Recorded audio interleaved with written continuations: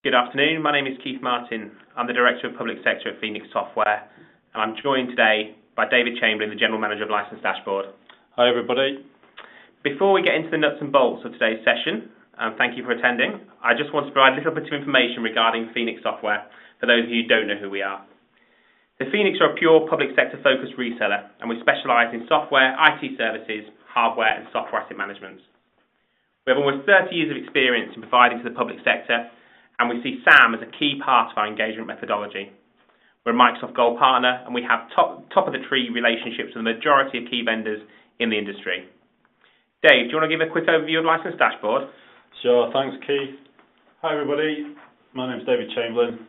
I'm the General Manager of License Dashboard, which is a sister company of Phoenix Software that was formed back in 2004.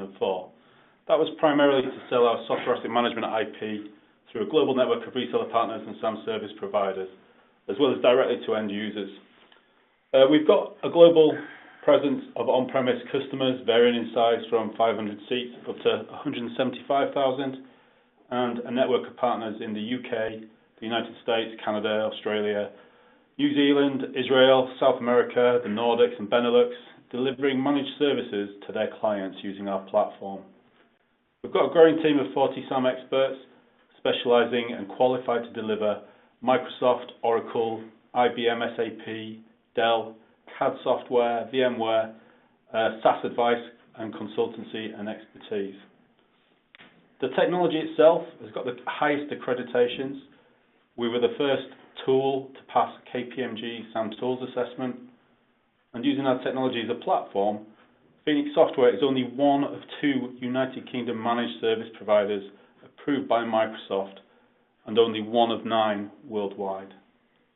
And only this month we topped the Gartner poll for basic SAM functionality, heading off the likes of Flexera, Snow, Ericsson, Aspera, Ivanti, ServiceNow and Scalable. Thanks, Dave. That's fantastic. And I think it's really important to say here that this tool that we'll be showing you later on today, we already have deployed in public sector bodies across the UK. So it's proven in the public sector, and a lot of the areas we talk about today, as you'll see, is where it comes into play and starts to drive savings. But going back to about software asset management itself, I think the business needs for SAM are well documented, and they cover compliance, legislation, regulation, the usual things that we're all aware of, good corporate governance, for example. And patch management is very important. There's issues around security in the public sector, incident management, risk management, all essential disciplines of any good best practice framework. I think poor software asset management not only leads to unnecessary spend on licenses, it also leaves organisations open to the risk of using licenses incorrectly. And licensing is a dark art, as I think we all know. This means that organisations or public sector bodies could be caught out in the event of a software vendor audit, for example. Non-compliant use of expensive software titles can lead to large fines from vendors. We have seen this, increasing the strain on already stretched finances of public sector bodies. I think not only that, the time taken to fulfil a vendor audit without a suitable SAM solution in place can run from weeks to months, taking precious resource away from what can be mission critical sort of tasks. That's software asset management really the drivers. We think about why software asset management in the public sector and why it's so important today. I think, as we've already talked about, the drivers have always been there. Austerity dictates that public sector bodies need to save money, and SAM's a great way of doing that. But more so, and over the last few years, we've seen those austerity measures act as a catalyst for transformation. And indeed, we see SAM as underpinning and accelerating transformational projects. When we talk about why, we talk about how SAM provides that foundation you need to build upon. In simplest terms, how do you know where you'll want to be tomorrow if you don't know where you are today? Secondly, it can help you avoid hidden costs. You can have confidence when you're budgeting for what a transformation program might look to you, that you're budgeting correctly. And of course, by having a SAM program in place, you avoid grinding to the halt if a vendor wishes to audit you. We've seen a number of clients which have seen their plans scuppered in both time, resource, and ultimately cost because they did not have a SAM program in place. As I alluded to, vendor audits can be very time consuming. And, it's very important that as a public sector body, they understand that, making those tough decisions, that then to make sure their software asset management must be conducted in an efficient way. Organisations must be sure their complete view of the applications they have installed across the network. If you're in a situation where you think you understand, how can you ever be sure that you're not going to be hit by a vendor audit and grind to a halt? I think more importantly than ever, you need to understand that software asset management is not just about compliance, it's about making sure you're not overspending as well. And if you think about when a vendor does audit you, you're in a world where, if we look at Microsoft, for example, they tend to look to recoup about 12 times the cost of an audit in license revenue. And for a public sector body, that could be crippling. Being vendor audit ready is just half the battle, of course. Many organisations overspend on software by purchasing unnecessary software licenses. Optimising software licenses begins with collecting all the organisation's entitlements from all software vendors into a single location. This is often one of the most challenging and error-prone stages of any software SAM engagement. The world, of course, is changing, and consequently SAM is changing as well. Reducing overspend is not just about traditional overspend of on-premise licenses, it's about reducing the overspend in cloud. Many public sector bodies that we're working with are planning a shift of their network assets to the cloud, and I suppose if we think about it, we talk about public sector bodies being on a slide rule, where on the left-hand side is on-premise, on the right-hand side is cloud, and slowly but surely that journey is going from left to right. It's either happening now or will be happening in the near future. This shift to the cloud is a significant step, another potential budget pitfall where overspend on cloud or SaaS software licenses can quickly spiral out of control. Also, that initial move to the cloud will be challenging without a clear view of what hardware is currently being used within the network. We've talked about using SAM to manage consumption, but let's not forget cloud adoption is accelerating. And we're not just talking about a public sector body moving to either Azure or AWS or Google. In time, no doubt, we'll see clients taking a multi-cloud approach and the challenges that will bring. I think furthermore, and a topic that we can't avoid these days, despite, of course, trying, GDPR has a play here as well. The EU General Data Protection Regulation will come into effect on the 25th of May. That's come around very quickly. Organisations are required to bring their data protection to the forefront of their business now, and ITAM managers or people managing software compliance within a business now have a significant role in not only gathering all IT resource data, but also safeguarding it. It's vital that public sector organisations be able to account for all the technology assets on their network with full confidence in the quality of the data and no gaps in the coverage. An effective SAM solution will source data from multiple tools and process it into one complete picture, identifying any gaps or anomalies which will require attention from the IT team. An effective SAM solution will enable SAM managers, ITAM managers to identify any areas lacking appropriate GDPR security controls and create a clear view of where data is located, who is using it, how it's being protected. With this knowledge, preventing and disabling the use of unknown, outdated, suspect or even malicious applications becomes a straightforward process, ensuring that only authorised devices and software and users have a place within a modern public sector network. In the unfortunate event of a data breach, having this information readily available will help pinpoint the source of the breach and provide insight into how to immediately protect the other network assets. Hopefully, as I've illustrated over the past few slides, and actually at quite a high level, SAM has always had an important role to play in the public sector. However, the last few years, in particular, the priority for SAM has increased. More so than ever, it is now strategic and underpins transformation. I will now pass you back to Dave, who will talk you through in more depth regarding License Dashboard and provide you with a demonstration as well. Brilliant. Thank you for that, Keith. So, a little bit about the technology, the platform that underpins everything. Using a software asset management tool or service, at least according to Gartner, you should expect to see immediate software cost savings on software licenses in the first year up to 30% of your spend, with further savings year on year to follow. So how is this achieved? Well, it's essential to accurately discover and report your entire software estate, the whole network, highlighting duplicate applications, unused software programs, shadow IT, and of course reharvesting existing licenses rather than making unnecessary purchases. Here at License Dashboard, we combine SAM and licensing expertise with professionally developed solutions that are designed to help organizations manage their IT expenditure, of course reduce costs, optimize utilization, and minimize the risk of vendor fines by ensuring licensing compliance. Importantly too, as Keith alluded, The information gathered on the current estate is a crucial starting point for the planning of transformation. Things like analysing workloads and security risks, understanding what can or ought to be moved to the cloud, then answering questions such as, what is that likely cost of doing so? Do we have hybrid use rights, for example? And what should our next purchasing agreements look like?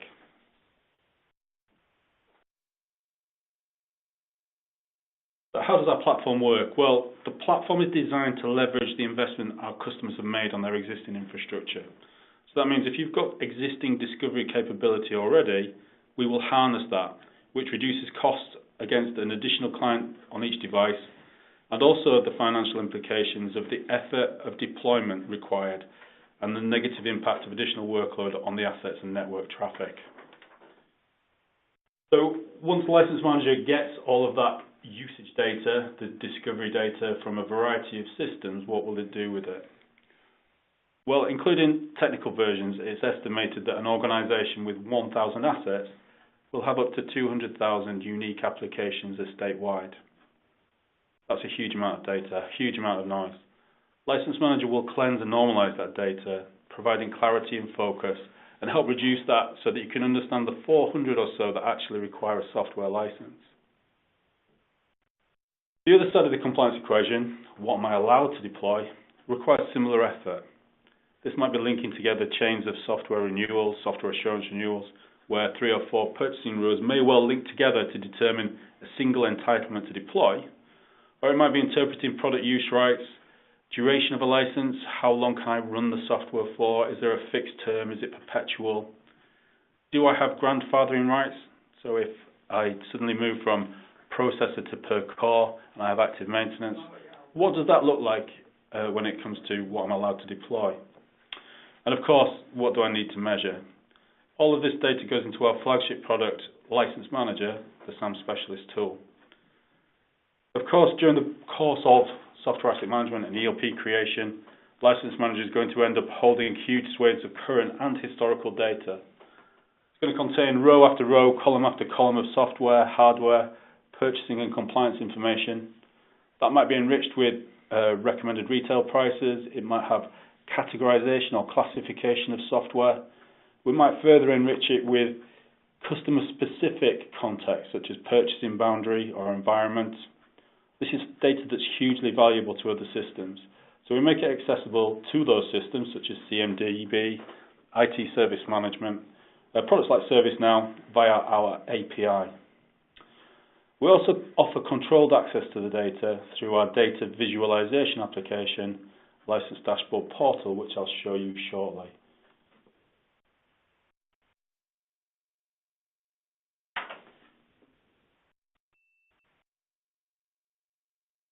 So onto the toolset itself, our list of License Dashboard family products that make up our platform. We do have dashboard discovery. Now, I did say that we are tool agnostic, that we will take and harvest information from existing infrastructure. But occasionally, customers come to us without a discovery solution, or they have gaps in the coverage of their existing discovery solution. So License Dashboard Discovery is a fantastic product, a low-cost product that can plug those gaps. Data Navigator manages the connections to the various discovery sources, to your Active Directory, to your hypervisor, to your SCCM, or whichever discovery tool you might have in place. And it manages the transport of that data to License Manager and vice versa. We've already spoken about the SAM Consultants tool, License Manager itself, the flagship tool that receives, cleanses, normalizes, contextualizes license and usage data to provide current and historic compliance information. The portal product, again, which I'm going to demonstrate today, is a presentation layer providing controlled, and it's important, that word control, but simplified access and visualizations of the data in order to make decisions and judgment based upon the huge amounts of data held within License Manager. And finally, License Dashboard API. It's a system-to-system access to the enriched data held within License Manager. This is available to both on-premise and managed service customers. I'm just going to give a demonstration of the License Dashboard Portal application. I'm just about to share my screen, hopefully.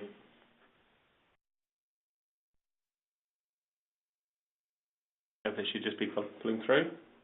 Coming through.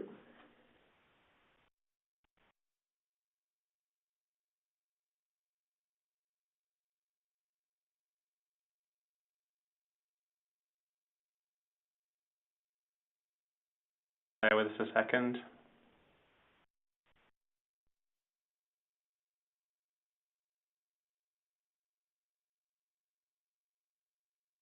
Hopefully you can see that now. Hopefully you can see that now, yep. Sorry about that, a few teething problems. Okay, so what is License Dashboard Portal? And remembering that piece I said, controlled access to that.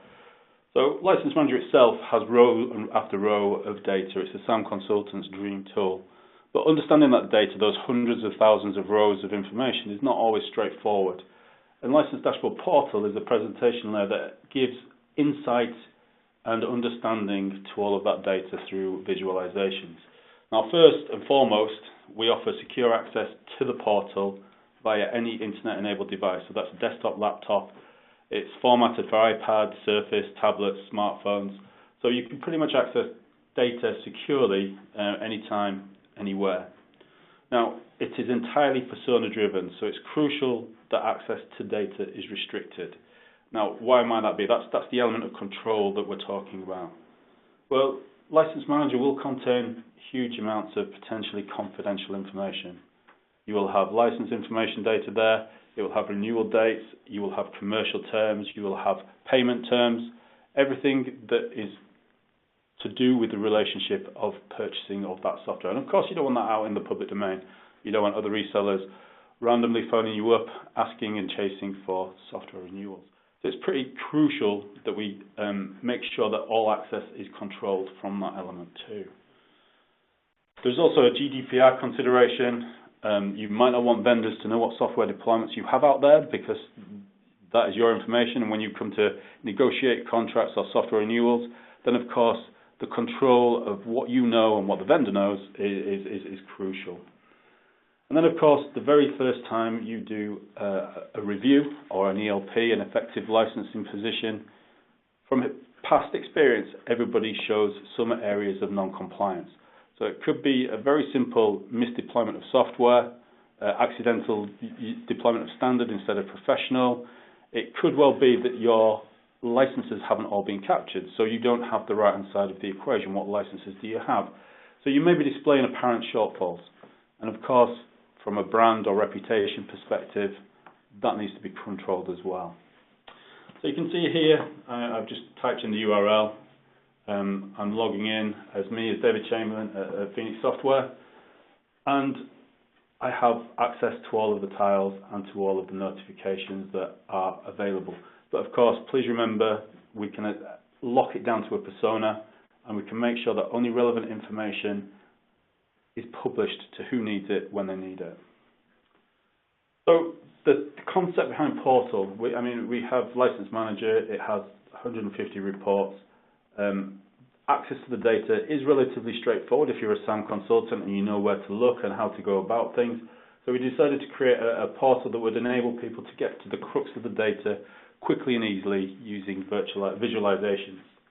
So for example, if you wanted to know how many Dell machines you had, you would go to the Devices tab. You would see that you had 38,000 overall assets. You can click on that. You can go into the back end of the data. You can add into the view the device make. And you can filter on Dell.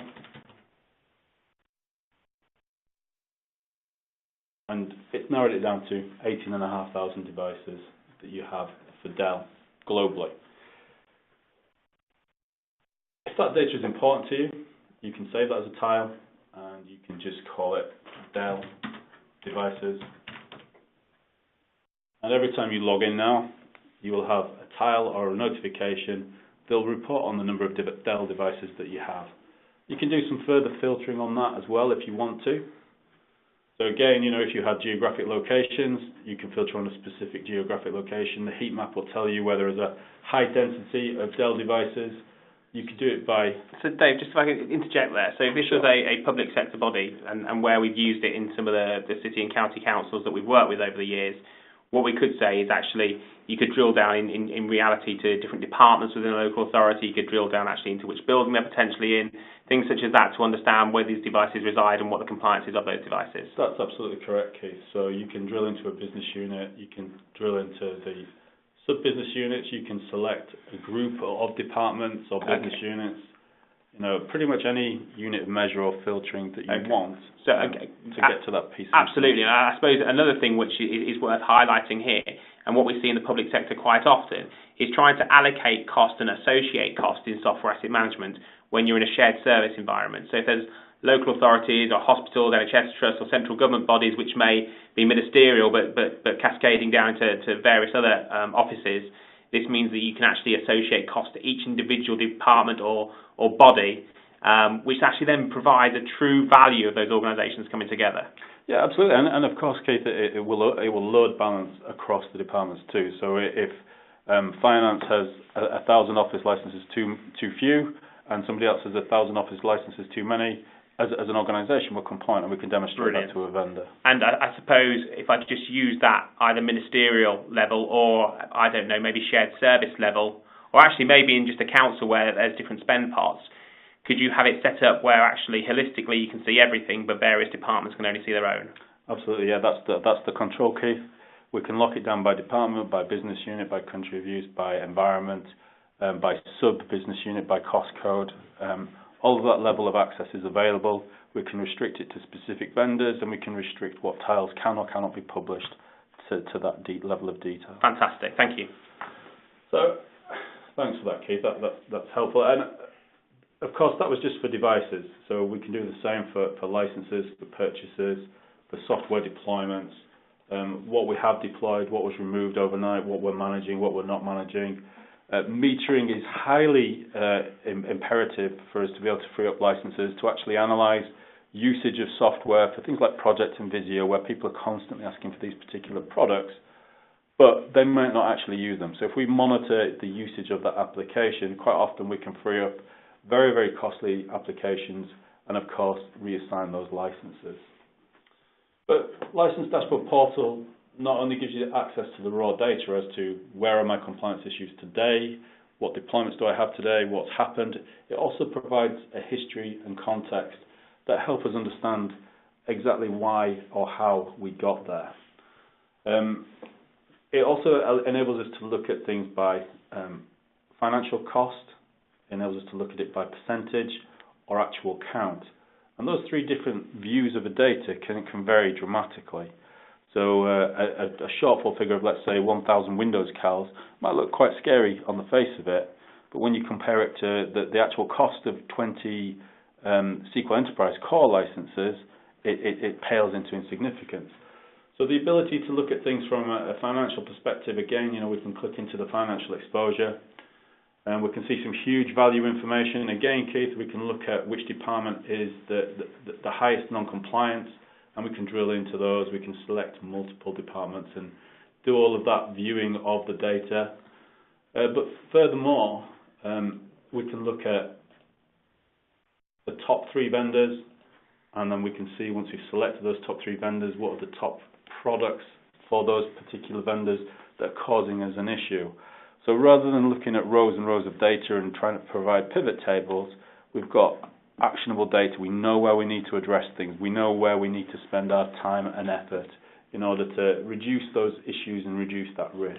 Okay, I think that looks fantastic, Dave. I suppose if you think about some of the transformational work that's happening in the public sector at the moment, understanding where those costs reside now will provide that foundation and that balance for where their costs will be as they transition or move over towards cloud technology. They can understand what their on-premise footprint looks like in actually pounds and pence. Yeah, absolutely, of course, and it's instantaneous data at the fingertip, isn't it? So we've talked about how we look at exposure. We've talked about how we look at finding anything to do with our software asset management estate. We can see that we also have an Azure billing app. So again, we are able to link into Azure. We are able to currently monitor and track our usage, our service overage.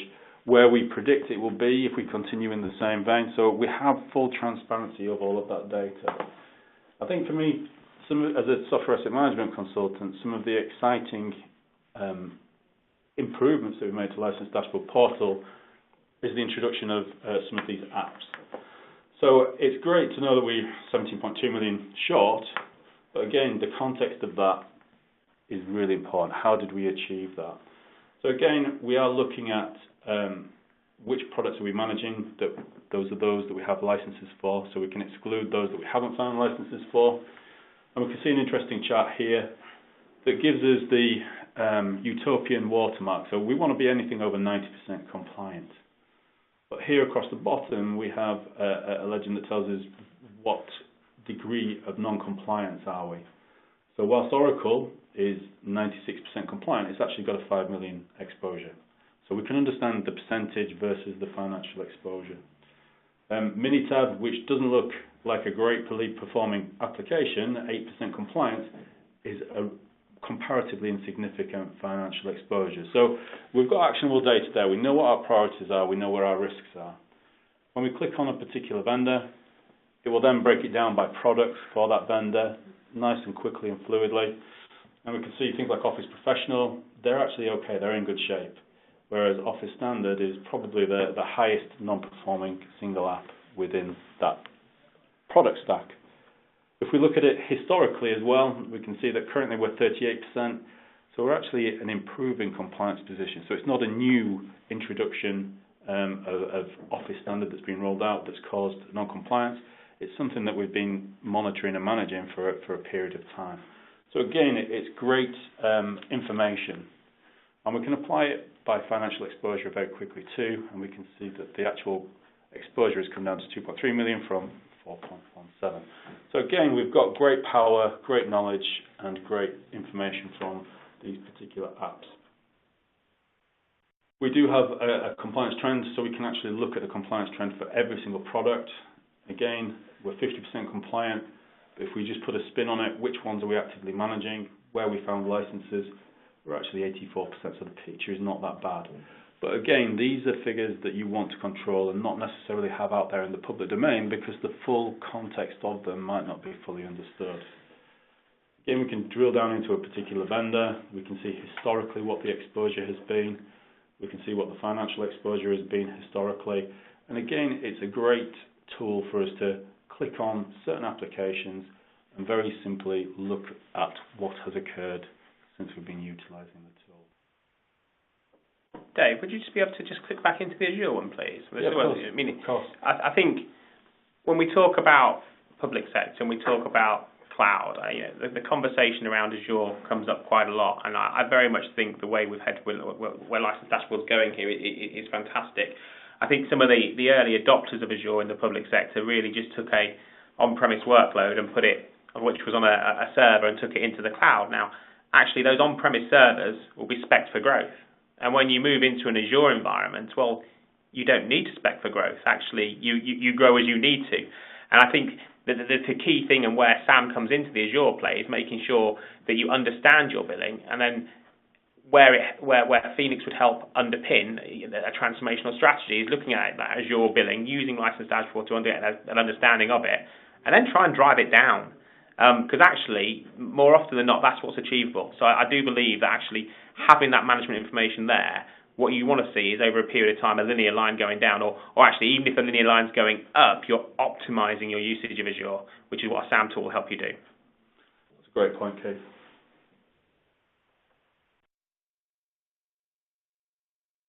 So as you said, we also have the ability to meter applications.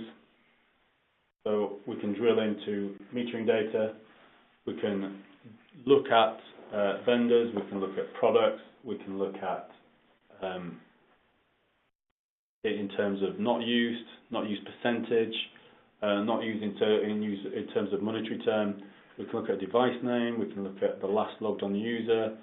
So we have within this interface a huge amount of data that's very rich and very powerful for us to actually look at products that aren't actively being used and whether we can reharvest them and reassign potentially costly licenses.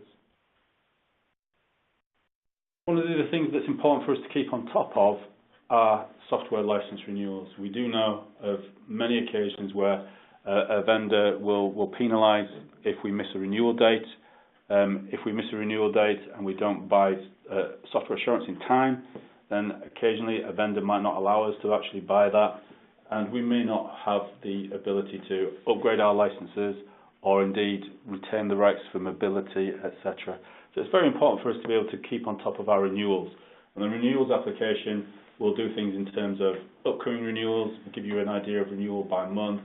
You can do a search on a particular vendor, and it's very fluid, very organised, and gives you full visibility of that data.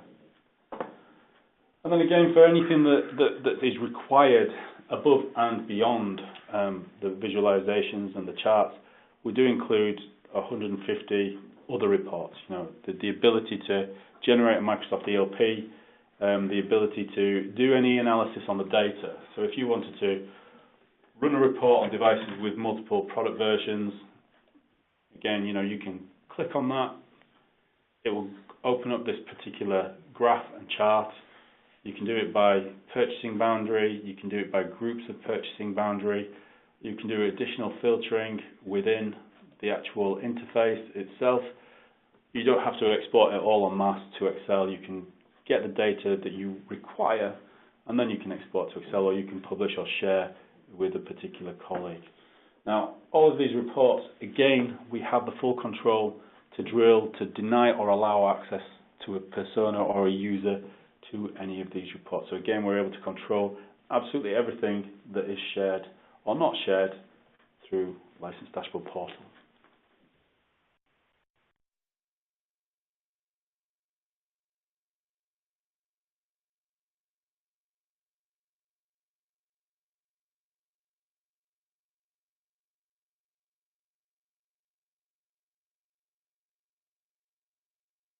Brilliant.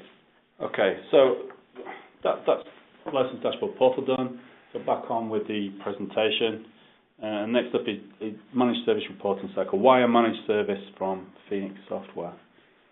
Well, aside from Microsoft's endorsement of the platform's capability and Phoenix's consultative expertise, the key differentiator here is in the detail of the service, which can only be successful if all inputs are regularly challenged to ensure they are complete. And again, it's really important that the context of the data is fully understood and applied. Meaningful and actionable data can only be achieved with a collaborative approach and a governance model as detailed in the illustration. Of course, many elements are made zero touch by artificial intelligence and code. They're also easy to visualize and analyze using our state-of-the-art publishing mechanisms, but context will always be required from the customer and human interpretation from the SAM consultant, the provider, in order to establish safe baseline data from which all SAM reporting can be done. I think that's really important, David. I think when we're working with our clients, I think any SAM engagement is not just Phoenix Software turning up and doing it. It's a partnership engagement. You know, we work together. We need to align to strategy. We need to align to try and understand where you are. You know, data is key, and actually driving outcomes from data is what we do. So, you know, it is very much a joint effort. Indeed.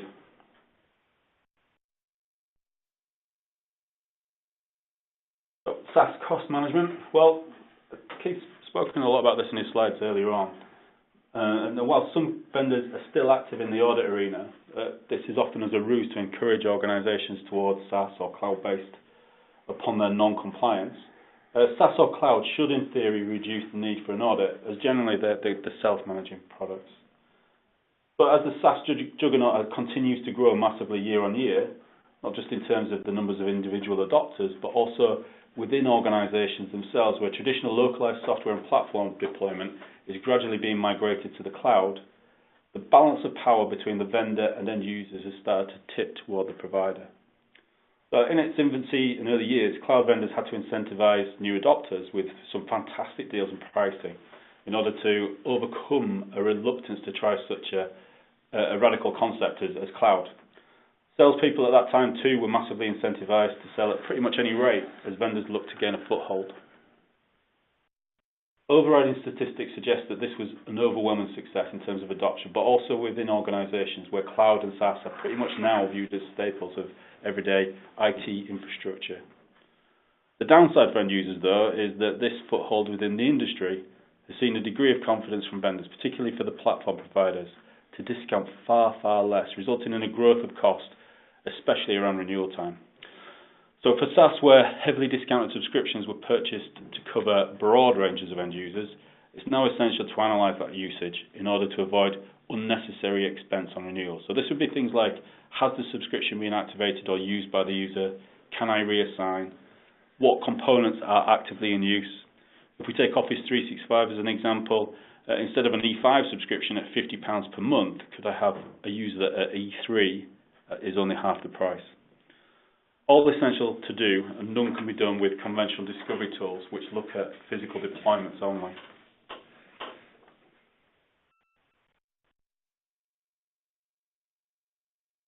I think this slide sums it up very well. So traditional spending on software is expected to grow at a steady rate, with SaaS massively outperforming it at a rate of almost 20%. So this reliance on the technology and proportion of spend mean that IT leaders now need to consider how they will control and manage SaaS costs carefully. Is the justification for a subscription necessary? Do we have an on-premise solution that will do the job?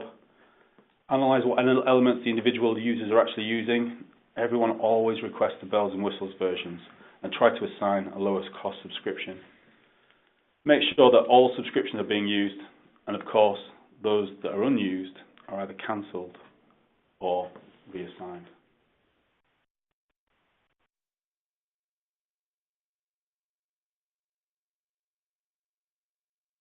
I think we've seen that, Dave. I think the consume model is very much where vendors are going, and I think that they are now looking what they call an effective deployed position, aren't they, rather than just what the licensing position is. And I think it's trying to optimise that and making sure, and as we move over time without, our view rather than the industry view, you could have a situation where we're just moving to billing on a monthly basis even. I know some vendors already do that. And it's making sure that you're not actually paying for what you don't need, you're only paying for what you consume.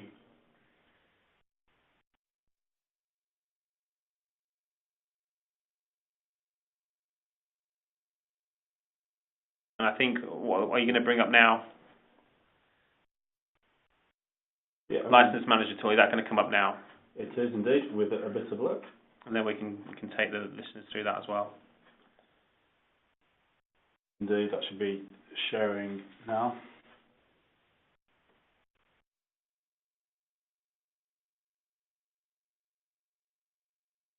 You just bear with us a second while we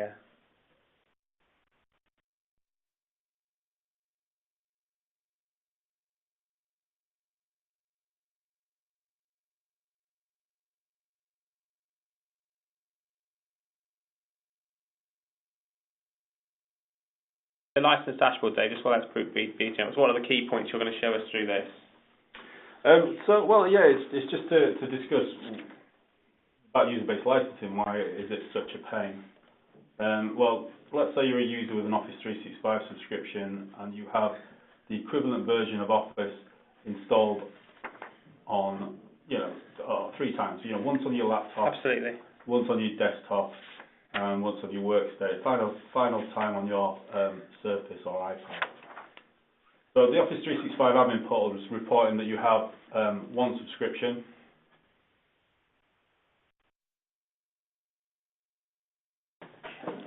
But your network discovery tool is asking for 3 licenses for your device installs. Yeah. That's the challenge, particularly in mixed environments of usage.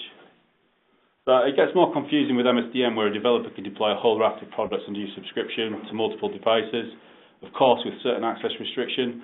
But to discovery tool, these look like full-blown deployments of SQL, Exchange, Windows, and so on. So we'll come to this later, but think for a moment, how do you track which user is accessing which device? And whilst it should be straightforward, can you actually readily associate a primary username with their presented subscription? Sounds like it should be straightforward, but it really isn't.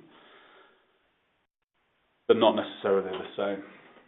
Okay, so what are the must-haves for user-based licensing? So you have to understand who are your users, your actual users, and that typically would come from Active Directory. So here, if we go into the Assets workspace and we go to Users, we can see the data and details coming from Active Directory.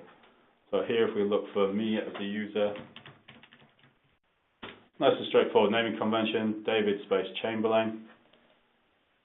But if we have a look at some of my user accounts, I'm David-Chamberlain and Chamberlain DA in certain other usages. So it's important to be able to understand who I am as a primary user and all of the aliases that I might be known under. In License Manager user-based licensing, we have the ability to do user mapping automatically within the system. So here we're getting some data coming from Azure Office 365, and we can see that we've got a naming convention. So if we see my colleague here, Cindy Baker, she's coming through as Baker CI for her Office 365 subscription. But here within License Manager, we can teach it that naming convention. So we can say that the first name is the last two characters from the first part, and the last name is actually all but the last two characters from the first part. Now we can see here that it's gone off and found Cindy and matched it against that within the system. So we can go ahead and match all of those users very quickly and very easily. And of course, the next time when that user comes in, it will automatically remembered and assigned to that particular user. I know my colleague, Miss Bannister, has recently become married and she's now Taylor. So again, I can manually map that within the system. When it comes to assets, we can see that the primary users of machines within the system. So here, I'm David Chamberlain. I have these 4 machines, and I may well have 4 instances of Office Professional on those machines. I also have an Office 365 subscription that will allow me to do that. So how do we manage that relationship between the subscriber, what they're allowed to deploy, and the devices? So again, back in the licensing rules area, we can create a rule that says where you find an Office 365 plan E3, where you have a primary user for that on up to 5 machines, they can run these particular products. So that rule will apply itself into the software usage area of License Manager. And if we look at me as a user in the software usage workspace, look for the name of Chamberlain, and we include my related assets, you can see I have an Office 365 Plan E3, and you can see the machines that I have currently in action, and you can see in pink the products that are covered and won't be asked for a license under my subscription. So that's managing the physical deployments as well as the cloud deployments of those particular products. So for an organisation, Dave, a public sector body who's moving to Office 365, for example, as you're highlighting there, what we're saying is rather than a traditional licensing model where they may find themselves paying for 5 licenses, is that where we're heading? We're actually saying we've put a process in place that means they're only paying for 1. Exactly, and that's hugely important, and that they can demonstrate that they should only have 1 license. Okay, so that's a significant saving there then. Yeah, so a good example, we have a US publishing organisation. They have 40,000 users globally. They had 16,000 Office 365 subscribers. Again, they had a mismatch of names. They had 2,000 MSDN subscriptions, and for Adobe Creative Cloud, they had 2,000 Creative Cloud subscribers too. And you know well, Keith, that Creative Cloud gives you up to 20 different products and up to 2 machines. So how do you manage those physical deployments and ensure that you don't require a license? Well, using the user management area of License Dashboard, we managed to resolve all the aliases within 5 minutes. It would take them weeks to do that manually. Okay. And then applying the rules, again within seconds, we understood which deployments were covered and which ones required a traditional on-premise license. So actually, it goes a lot further, doesn't it? This isn't just a cost on license saving. This is if you're saying, well, it's very obvious and apparent that it would take weeks and weeks to do this manually, the saving in time alone is key.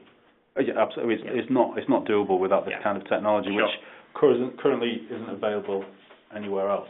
And that Keith, is pretty much the offering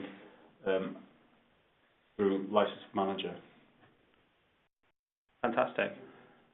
So just getting back to my slides, and we're heading up to 15 minutes left. Just to cover the solution options. So Effective SAM is obviously the right blend of people, process and technology. And every organisation varies greatly in their personal strengths in each of those key areas. So this is why we offer customisable solutions that can be tailored to each organisation's capability in terms of in-house expertise and existing infrastructure. On-premise is a great option for those with in-house knowledge from a technology and licensing perspective, whilst a full managed service is more suited to those wishing to outsource the function. Many customers still prefer to have the platform deployed on their own infrastructure but wish to outsource the human element, and for that scenario we've created a hybrid series of approaches. We can bolster each deployment option with consultancy services, either to accelerate the project or perform tactical and strategic pieces around optimization of software, things like renewal assistance, audit defense, discovery deployment, and of course we can also do this even if you have other technological solutions and don't wish to utilize any of our platform at this time.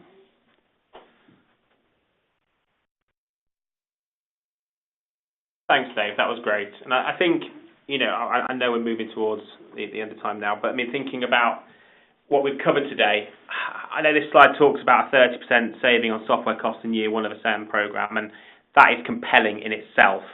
However, I think what's really important here is to understand the other costs that you can save, the costs you can save in time, the costs you can save in actually, resource internally. And I think one of the things I want to do is maybe quickly talk through what a SAM engagement looks like. And we have case studies available, video case studies available that we can share with you. But where SAMs come to and where a platform like License Manager or License Dashboard can help you is we did a SAM engagement recently with one local authority in the UK, which didn't just save them a significant amount of money and didn't just provide them a great position to negotiate with a vendor based on the shortfall they had. It actually springboarded them forward.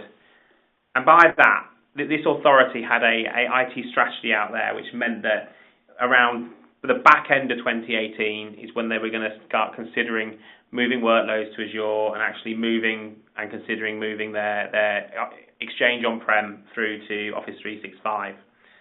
However, the SAM engagement and working with a SAM platform, understanding their costs, budgeting where they are, looking where they wanted to go moving forward, and then negotiating with the vendor meant that they've actually already started to deploy Azure. They've already started to move to Office 365.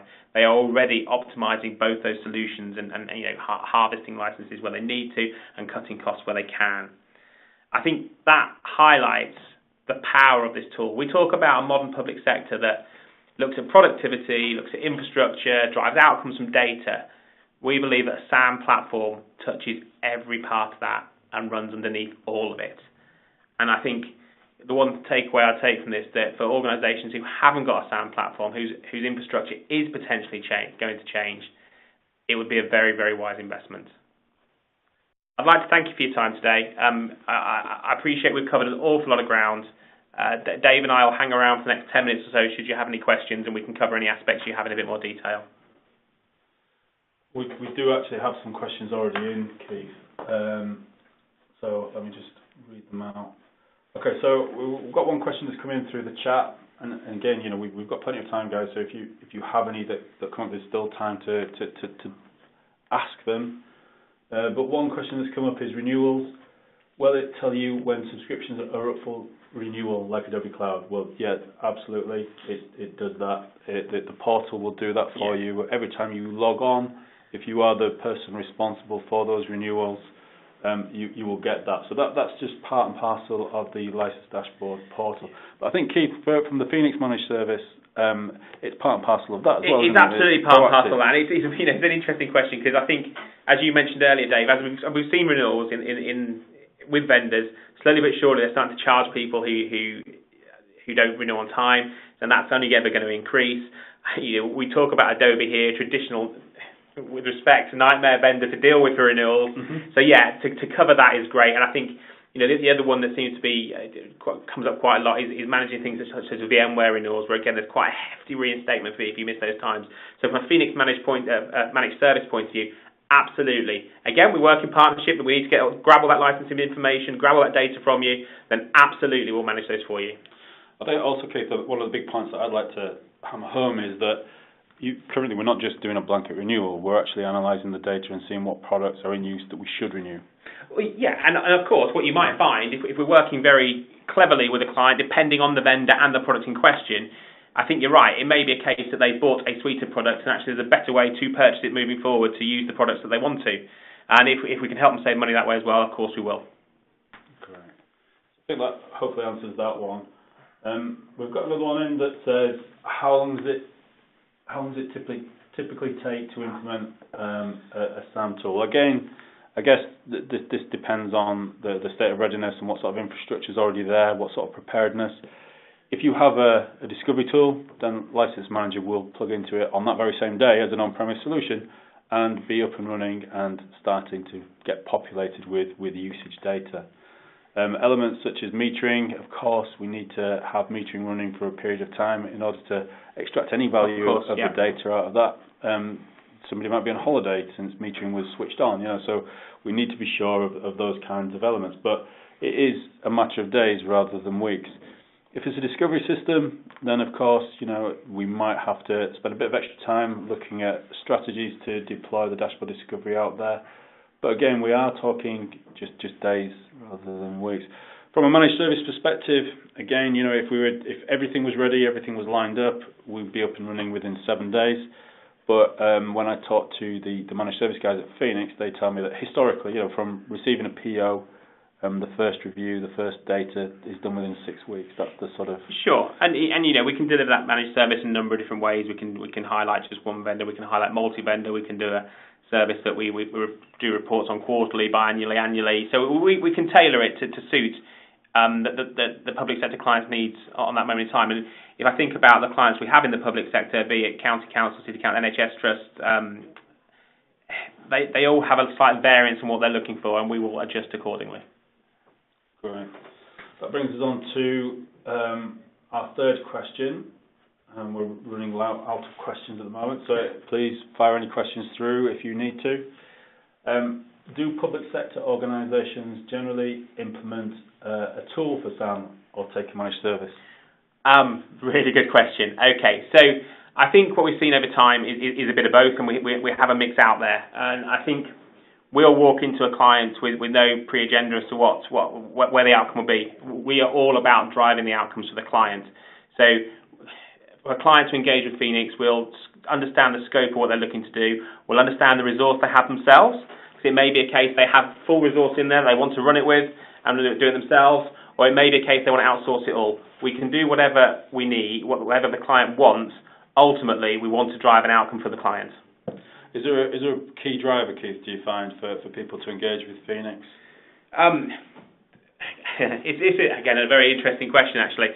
I think at the moment, what we've seen is an acceleration around Phoenix. We're looking at the art of the possible. We're looking at what transformation means to us as a city council, county council, NHS trust, be it whatever, and how do we get to where we want to go? Now, that's a very broad question in itself. We have a very multifaceted approach to that. We can deliver a whole heap of services, not just the software asset management component of it. What I would say is, in a transformational engagement, SAM is very much part of the jigsaw, and it's a path that I would very much recommend an organisation has as they go on that journey. For an organisation who's actually saying, well, we traditionally have multiple spend pots within the authority, and we want to get a feel of where we are from a spend point of view, can we optimise our spend? That's a different driver in itself, and we also see that.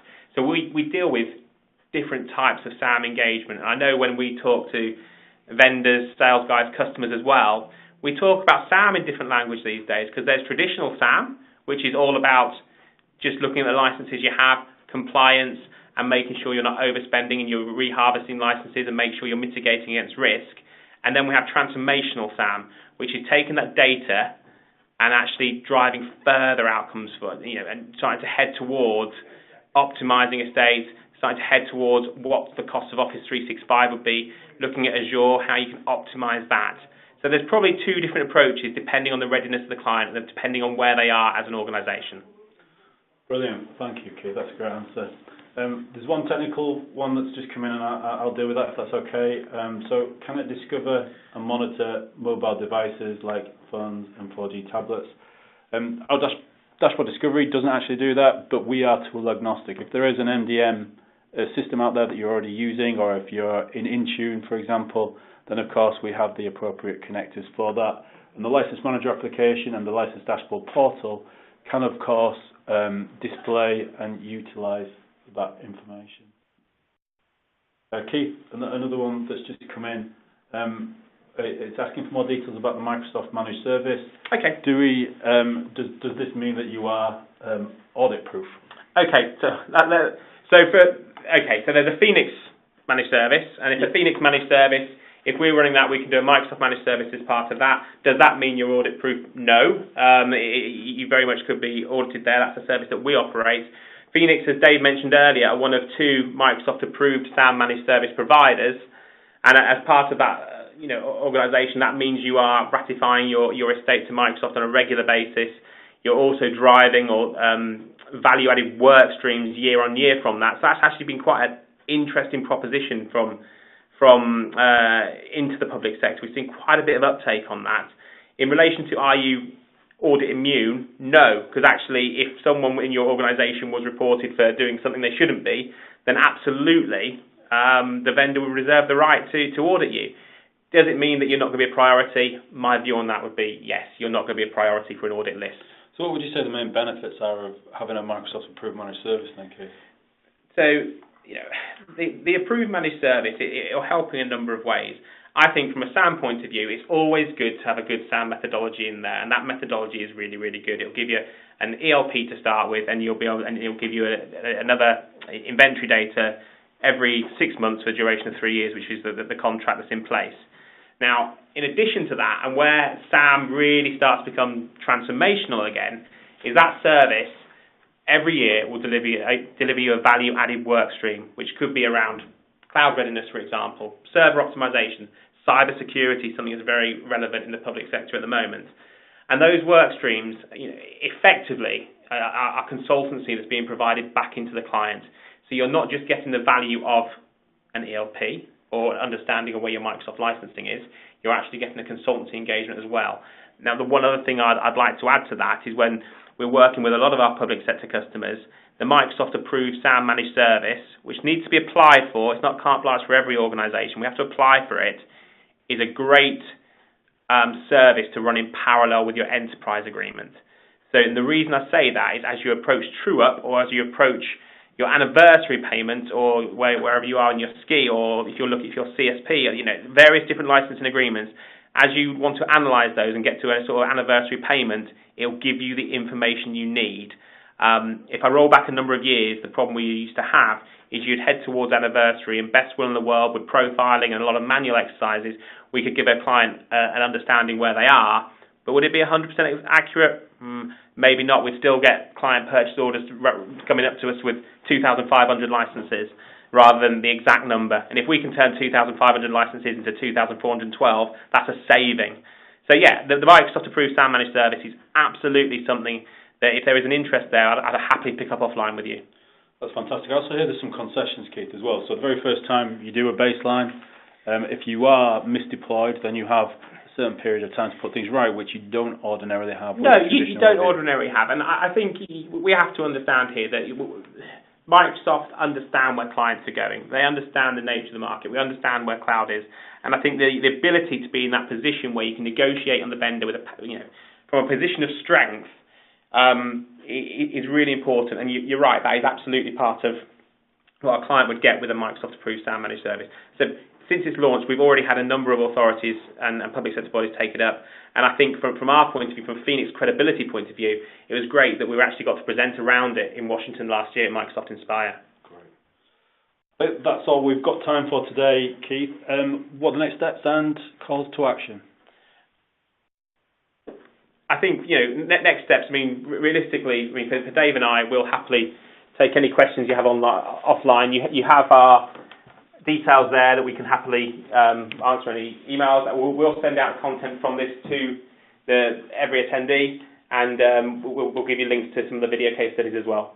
Really appreciate your time today. That's the 60 minutes done. So, thank you, everybody. We'll call it there. And as Keith says, any questions, please reach out, and we'll be happy to help. Thank you for your time today.